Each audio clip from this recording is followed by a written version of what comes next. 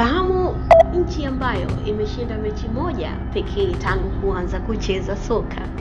Mara ya mwisho nchi hii kusajili ushindi ama kupata ushindi ni April 2004 tarehe 28 katika mechi ya kirafiki dhidi ya Liechtenstein. Tangu dunia kuumbwa, nchi hii haijawahi kushinda mechi yoyote ya kufuzu mashindano au katika mashindano yenyewe. Tangu ushindi huo wa mwaka 2004, wamecheza mechi 130 bila ushindi, kufunga mabao 28 na kufungwa mabao 809. Mchezo rasmi wa kwanza uliochezwa na timu ya San Marino ulikuwa ni kipigo cha 4-0 katika mechi ya kufuzu kwa mashindano ya Ulaya dhidi ya Uswisi mnamo mwaka 1990. Awali, timu ya San Marino ilicheza mechi isiyo rasmi dhidi ya timu ya watoto chini ya miaka 23 ya Canada mnamo mwaka 1986 na kupoteza kwa mabao 5-0.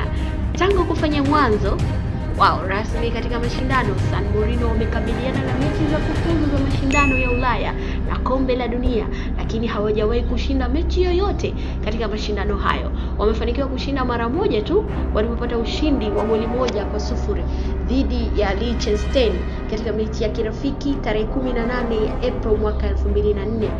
Mpaka Novemba 2014 San Marino walikuwa wameshikana na nafasi ya mwisho katika viwango vya FIFA duniani, rekodi ambayo ilidumu tangu viwango hivyo vilivyopata njia mpya ya kuhesabu.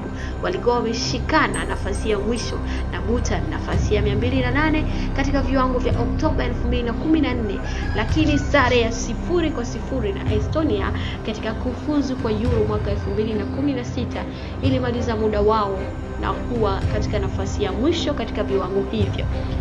San Marino walifunga bao la kwanza ugenini baada ya miaka 14 dhidi ya timu nyingine ya Bati, Lithuania, katika awamu hiyo ya kufuzu.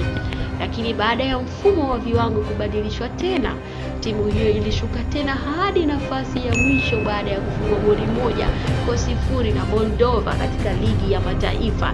Timu ya taifa ya San Marino mara nyingi inachukuliwa kuwa ni timu mbaya zaidi katika historia ya mchezo huo, kwani wamefanikiwa kushinda mara moja tu na kufunga wastani wa magoli 4.2 kwa mechi, ingawa kama mwanachama wa UEFA wanakubaliana na ushindani mkubwa kuliko timu nyingine zenye viwango vya chini.